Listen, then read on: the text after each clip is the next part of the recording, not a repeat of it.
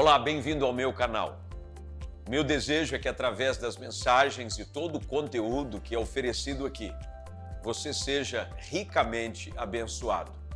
E eu peço que, se possível, você faça a sua inscrição, ative as notificações e, por que não também, enviar para algum amigo como sugestão para abençoar a vida deles.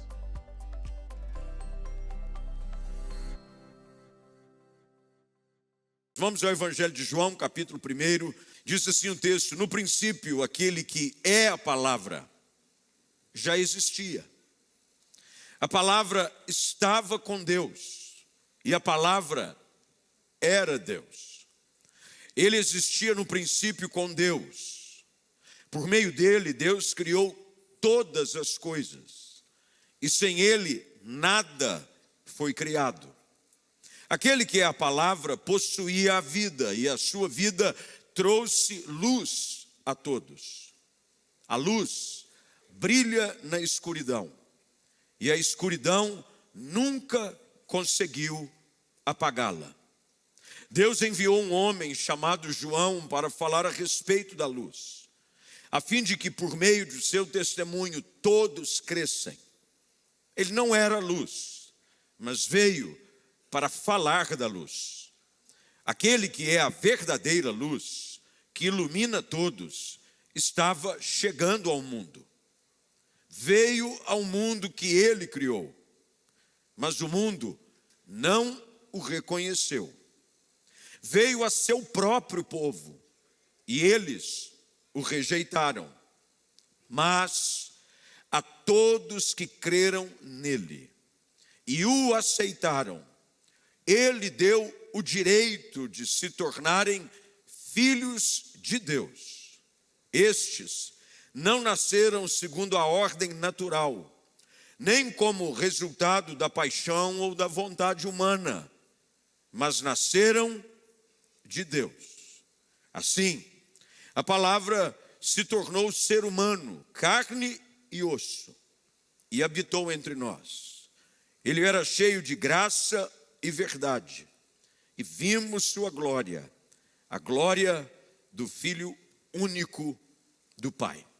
Eu não sei quantos já acompanharam casos de pessoas que, ao descobrirem que há alguma chance de vincular a sua linhagem sanguínea com um pai, principalmente esses que obviamente não sabem quem é o seu pai, fazem de tudo para lutar pelo direito de reconhecimento de paternidade. O caso mais recente foi do ex-apresentador Gugu Liberato. Lembra do Gugu Liberato? Morreu de forma trágica num acidente doméstico na sua casa nos Estados Unidos, e ele deixou reconhecidamente 3 filhos, 2 moças e um rapaz. Mas começou-se um embate para a disputa da herança. A mulher que vivia com ele, depois disseram que não era mulher dele, era sua mãe dos filhos, que ele não tinha uma união estável com ela. Isso se transformou numa disputa judicial grande. Mas de forma mais assustadora foi que há poucos meses atrás uma pessoa entrou com um pedido de reconhecimento de paternidade. Um homem com seus mais de 40 anos, dizendo de que ele era filho do Gugu. E estão lá, de alguma forma, lutando e buscando meios por reconhecimento do DNA dos filhos diretos dele, criar algum vínculo para que esse homem possa então ter a sua filiação do Gugu reconhecida, o que mudaria totalmente a distribuição da herança, que é mucha plata. Mucha plata.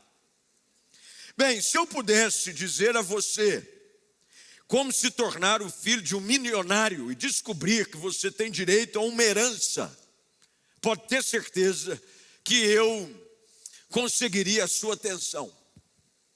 Se eu dissesse a você de que de alguma forma você, pela sua linhagem, tem direito a receber uma fortuna, você se interessaria.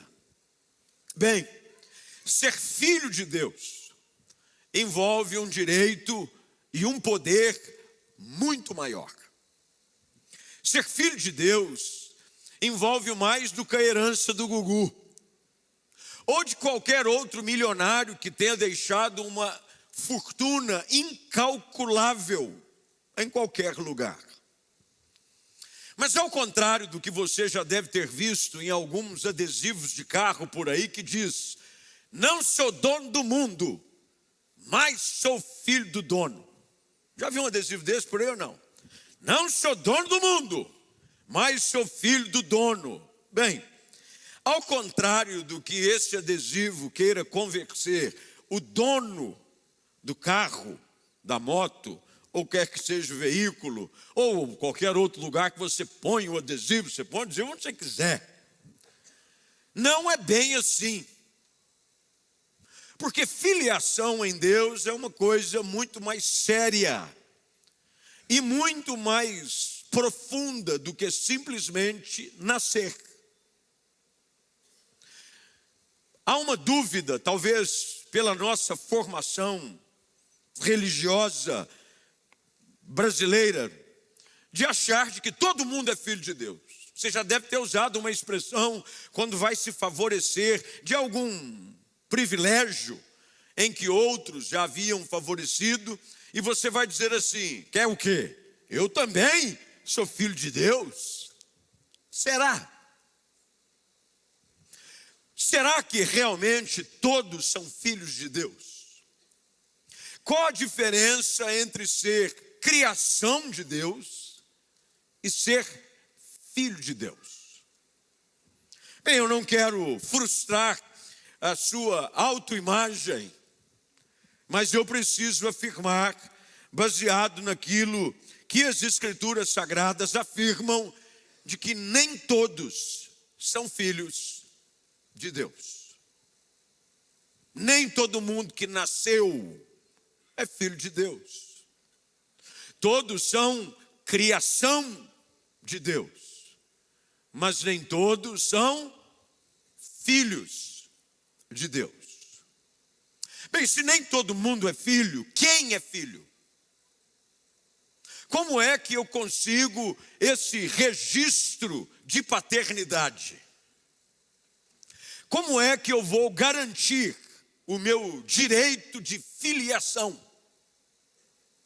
Como é que eu posso afirmar que Deus é o meu Pai?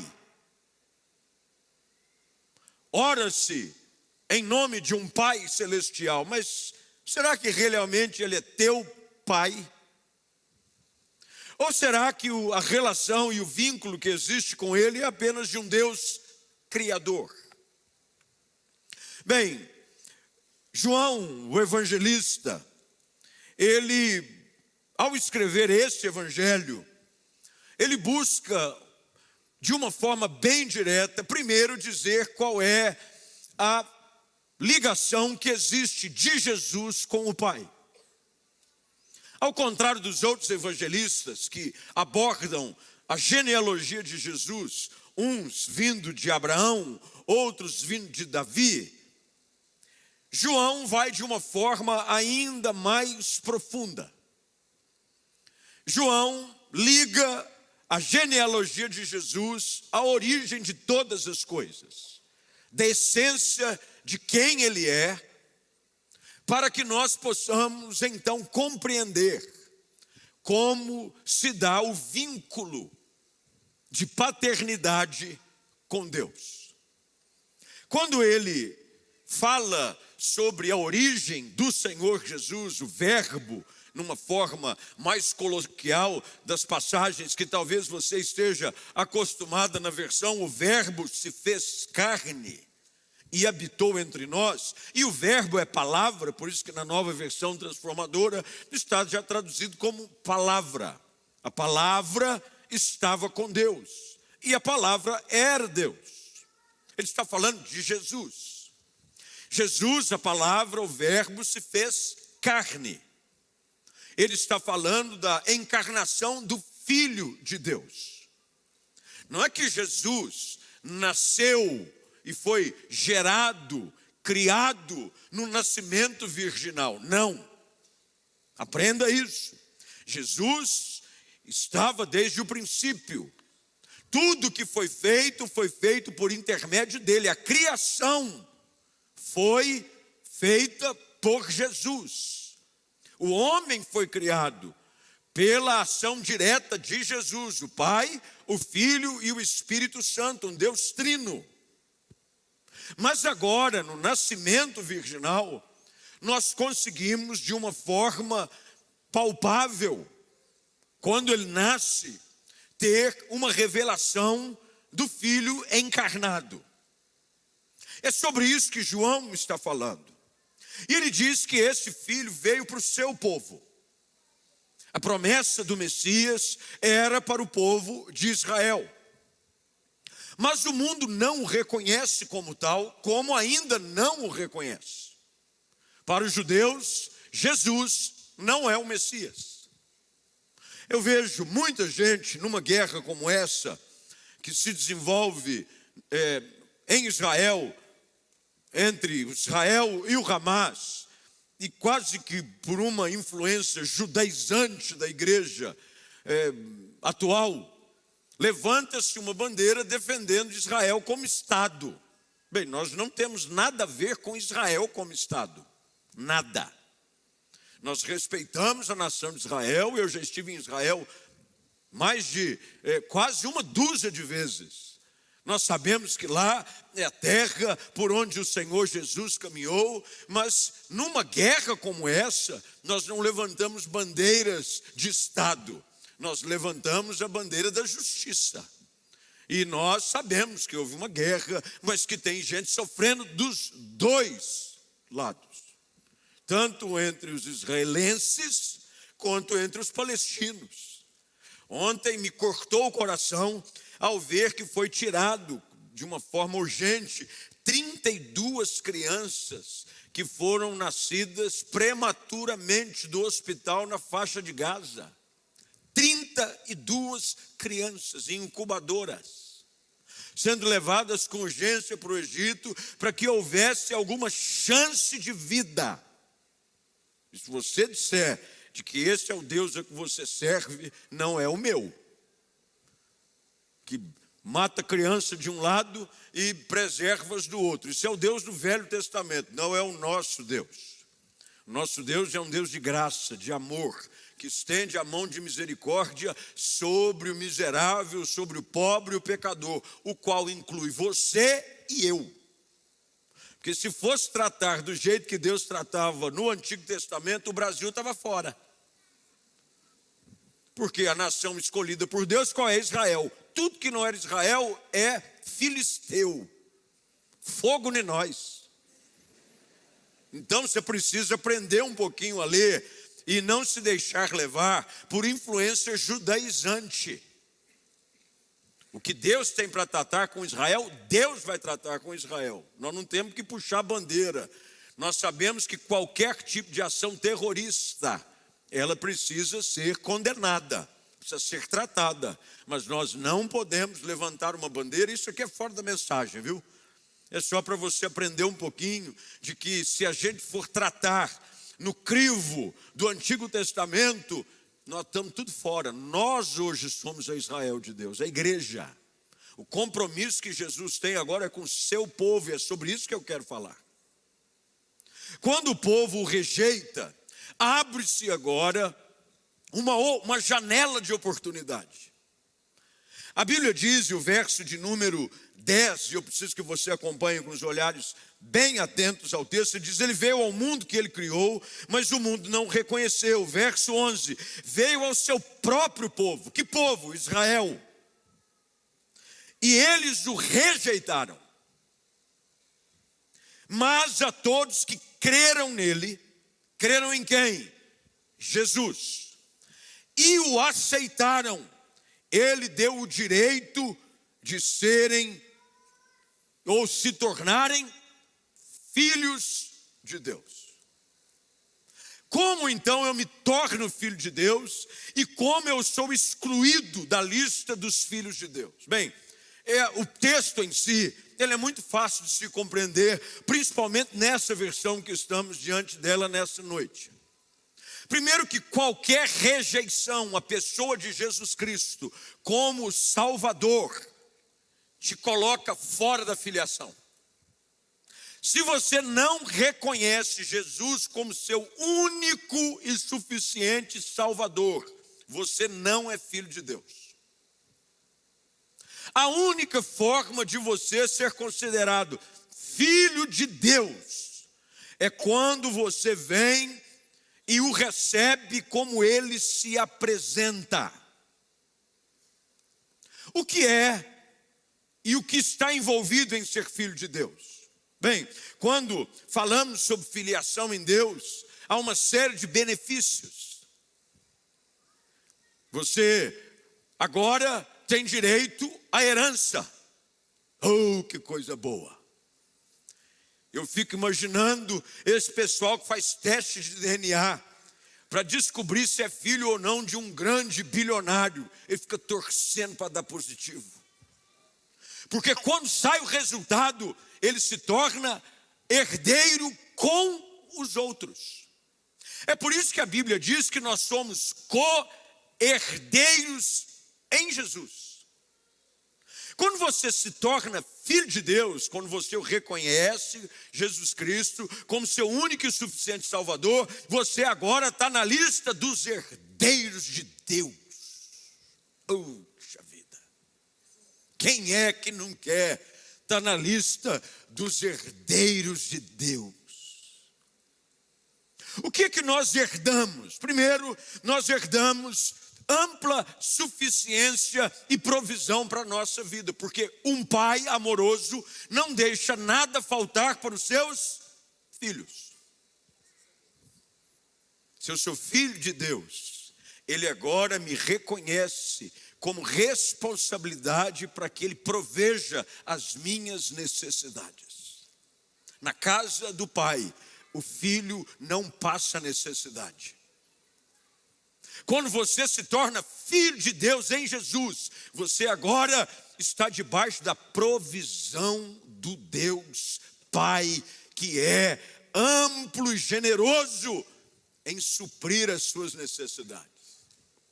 Segundo, que você, ao se tornar filho, você também começa a estar debaixo da proteção de um Pai poderoso. Qual é a criança que arrumou uma briga maior do que ela podia enfrentar, que não pediu ajuda do pai? Vou chamar meu pai, hein? Eu uma vez li um relato de um grande empresário, o qual cresceu como órfão. E acho que foi num podcast que eu vi ele falando. Ele dizia de que uma das grandes frustrações da vida dele quando criança é de que quando havia confusão na escola, os colegas tinham a quem recorrer. Quando a coisa fugia do controle, pediam ajuda do pai. Ele disse: eu nunca tive um pai para pedir ajuda e proteção.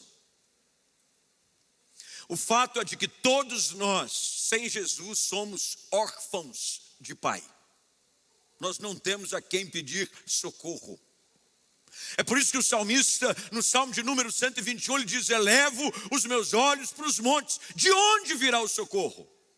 O socorro vem do Senhor. O meu pai vem me ajudar.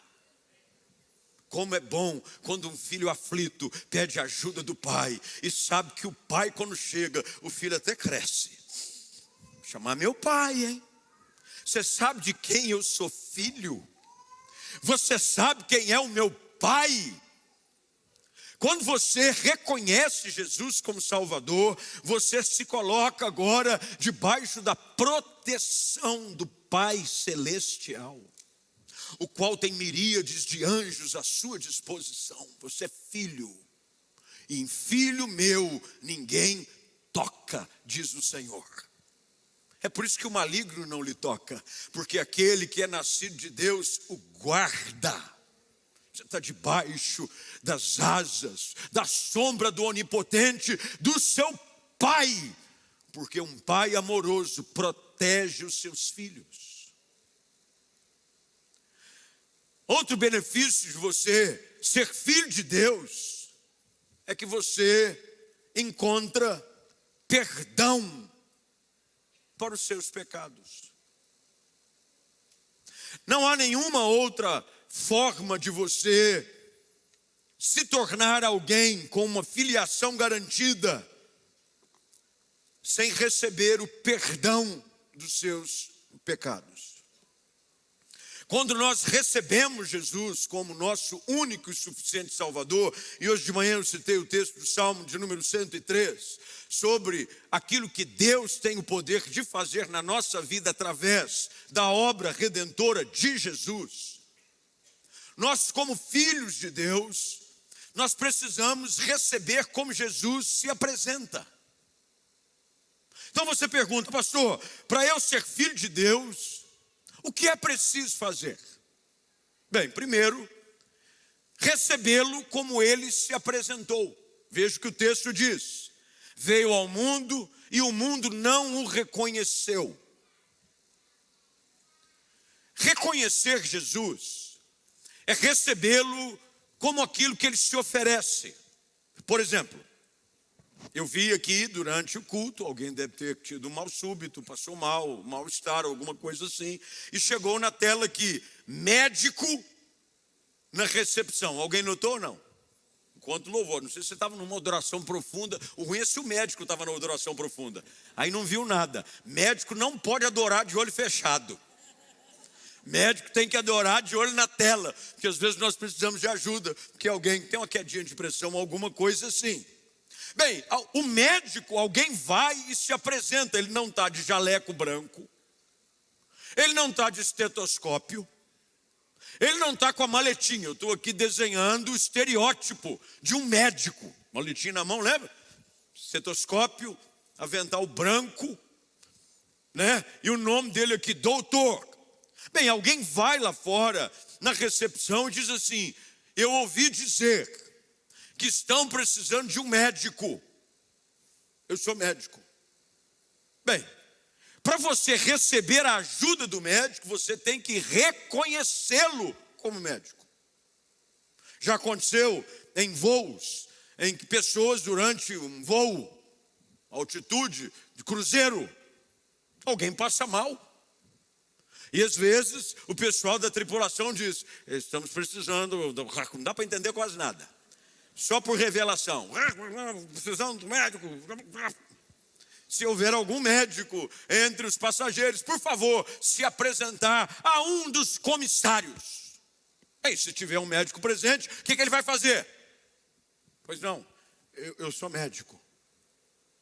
Se ele não tiver com a carteirinha e o CRM dele, não, eu esqueci meu carimbinho. O que a pessoa vai precisar para poder usufruir daquilo que ele tem para oferecer? Acreditar que ele diz ser quem é. A mesma coisa é com Jesus. Jesus se apresenta como quem para nós? O Salvador. Jesus não veio para ser curandeiro. Cura é um atributo natural da natureza divina. Ele pode curar, mas se ele não curar, ele não deixa de ser Salvador. O que o homem carece, como Deus apresenta seu Filho Jesus Cristo, é como Redentor e Salvador. Portanto, quando Jesus se apresenta como Salvador dos homens, o que você precisa fazer?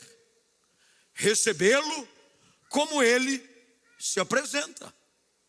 Ou você, passando mal em qualquer um desses lugares que eu disse, falta de ar, pressão baixa, vai querer consultar na internet. Deixa eu verificar se você é médico mesmo. Você que está passando mal em algum lugar e alguém vem e se apresenta a você: eu sou médico. Duvido. Cadê? Deixa eu ver se você é médico mesmo. Quase morrendo, com as tripas para fora. Eu não sei se você é médico não, hein? O que você faz? Você acredita naquilo que a pessoa diz? Certo. Inclusive há casos, infelizmente, de pessoas que exercem a medicina de forma ilícita. Um camarada vai e compra um jalecão branco, forja um número de CRM, e tem casos, você já deve ter lido ou ouvido aí, atendendo em hospitais, e alguns anos, porque ele se apresentou como tal.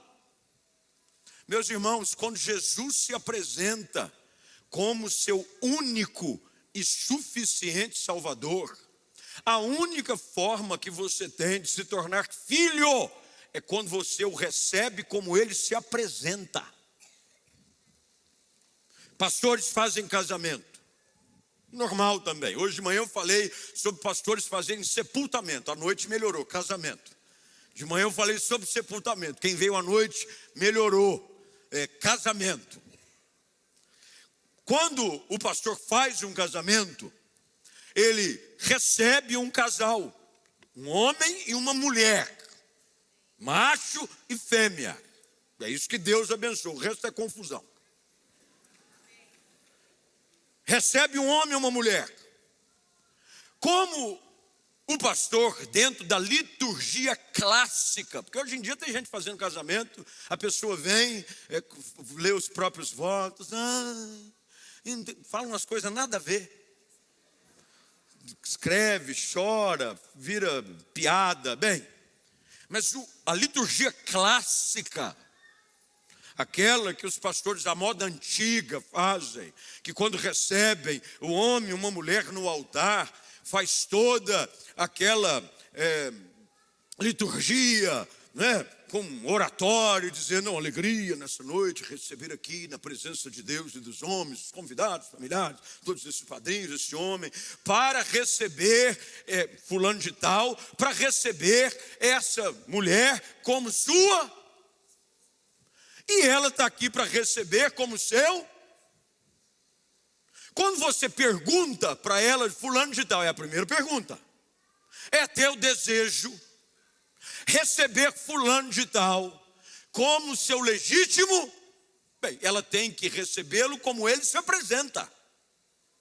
Ele está ali para ser, a partir de então, o seu marido. E ela está ali para ser a sua esposa. Isso quer dizer de que a partir daquele momento, ele e ela devem ser um para o outro aquilo que se apresentaram para ser. Quando Jesus se apresenta como Salvador do mundo, eu preciso recebê-lo como ele se apresenta. Não como um profeta, como muitas religiões dizem que ele é. Não como uma alma iluminada que reencarnou e recebeu inúmeros progressos no seu karma. Não. Para ser filho de Deus, eu tenho que reconhecer Jesus Cristo como Salvador do mundo. Como foi que o anjo disse para Maria? Você vai dar à luz a um menino, e ele será o Salvador. O anjo já na anunciação diz o que Jesus seria. Ele seria chamado Jesus. Jesus vem da mesma essência da raiz de Josué, que significa Deus salva. Para eu ser filho, eu preciso reconhecer que Jesus é o único, não há outro meio pelo qual o homem possa ser salvo, senão pelo poder que há no sacrifício de Jesus Cristo. Ele se oferece assim, como nosso Salvador, mas também para ser filho, porque olha, todo o contexto do texto exposto está aqui no verso de número 11. Ele veio para o seu próprio povo e eles o rejeitaram.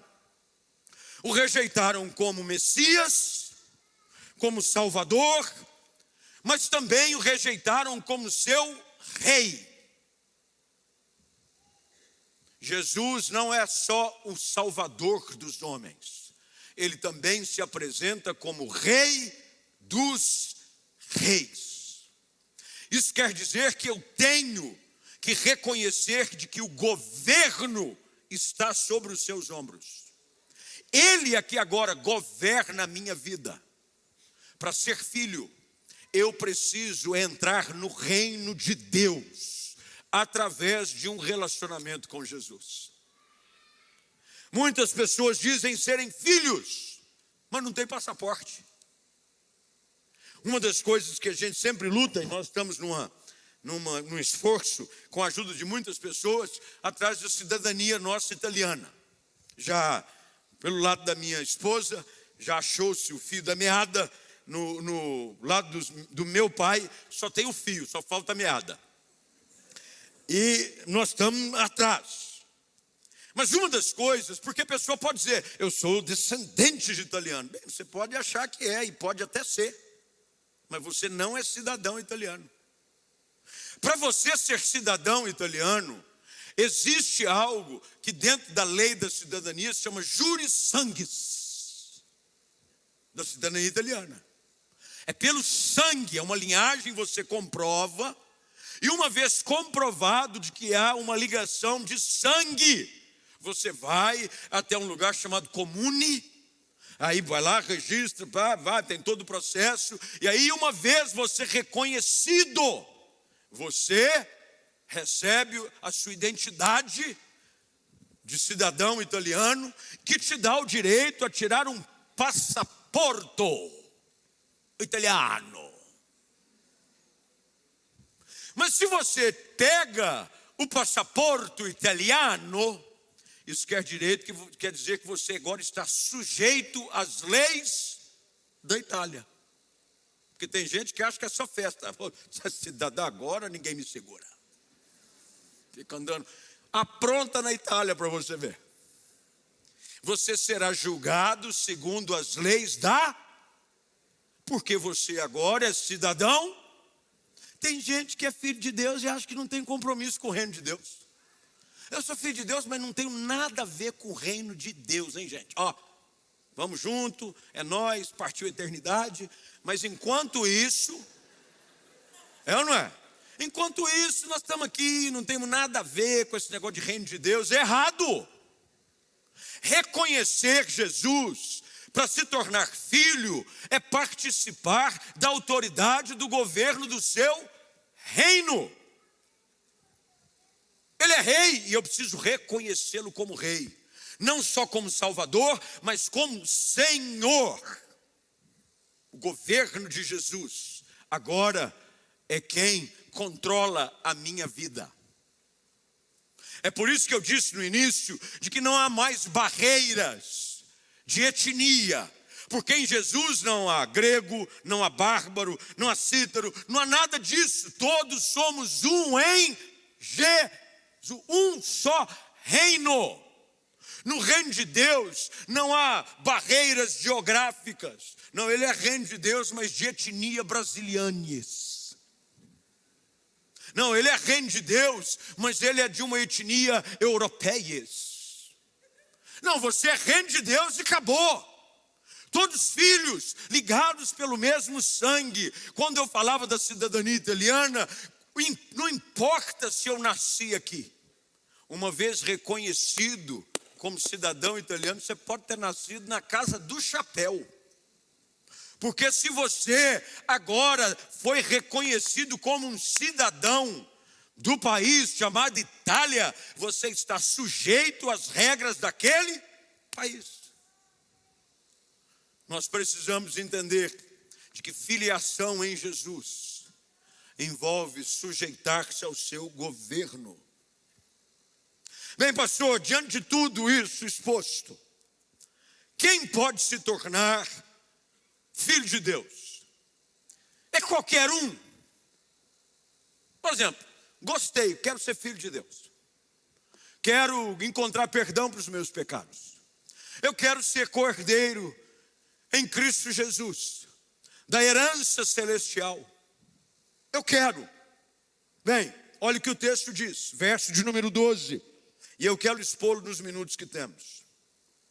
Mas a todos, não tem todes, é todos. Todos é todos. A todos os que creram nele e o aceitaram. Você precisa crer, mas também o aceitar, porque tem gente que crê, mas não o... Eu creio em Jesus, mas você não o aceita como seu Salvador e o seu Senhor. Você vai crendo para o inferno. Vocês creem, a Bíblia diz, fazem bem, até os demônios creem e temem, mas eles não deixam de ser demônio.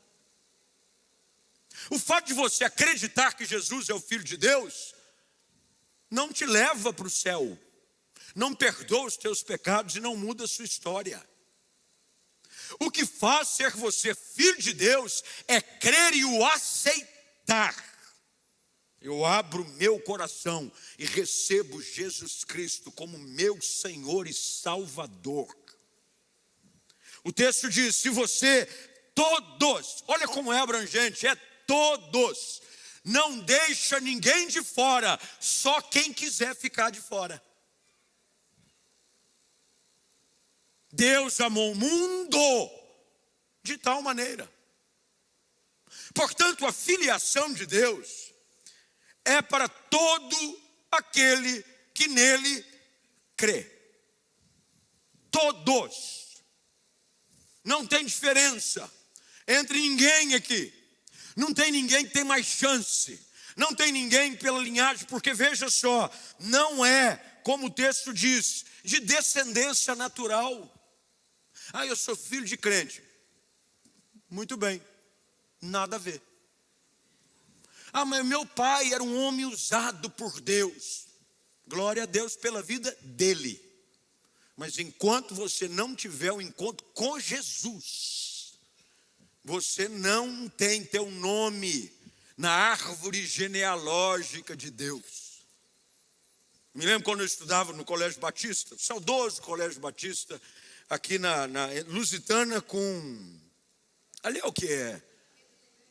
Barreto Leme. Só tem o prédio lá hoje.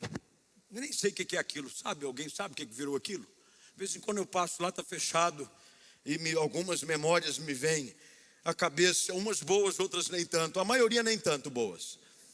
E havia um diretor da escola chamado seu Oscar Pauser. Ele era diretor, ele e Dona Marlene eram os diretores da escola. Meu pai já era pastor da igreja central, estudava lá.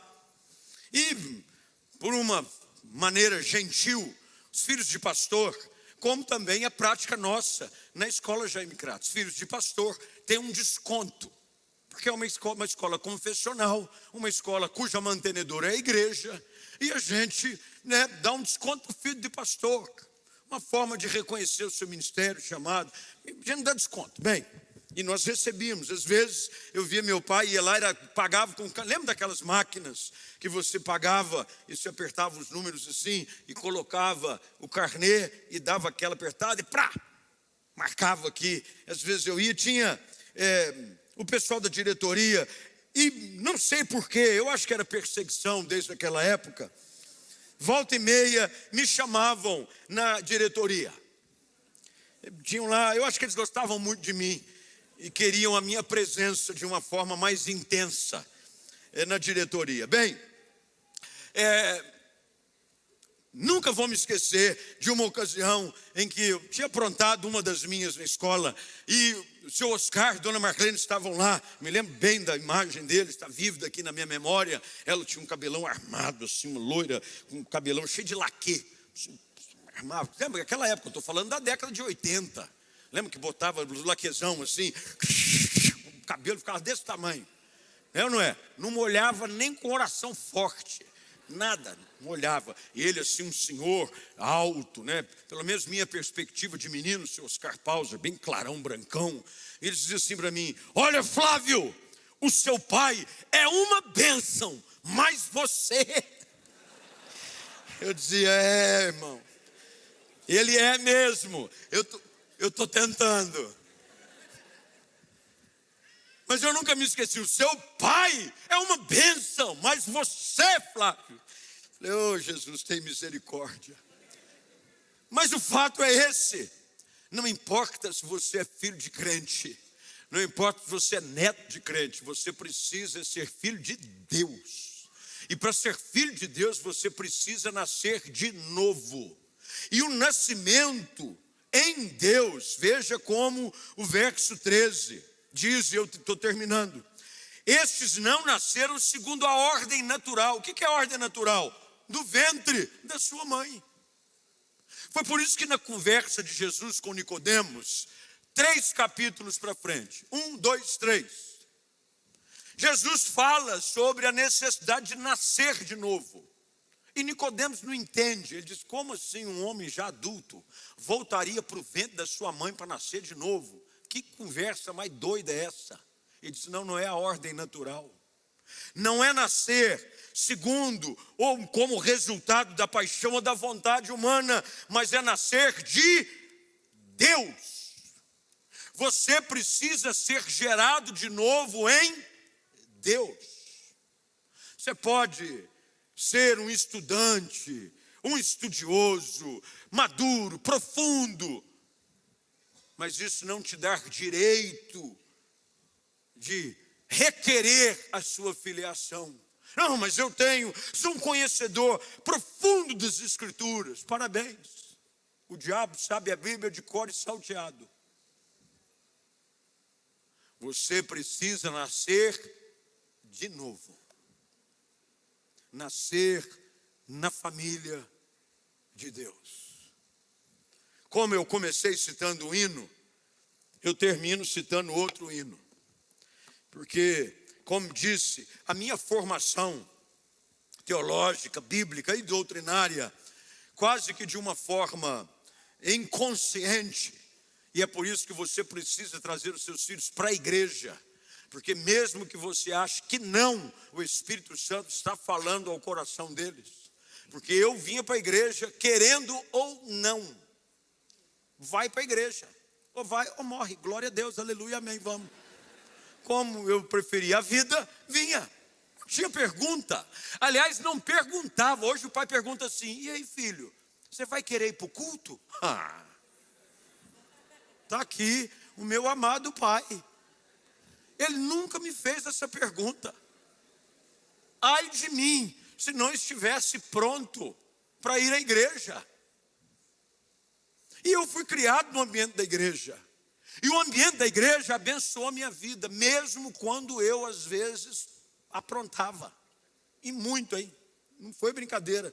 Não foi só no Colégio Batista, não. Foi na Igreja do Nazareno também.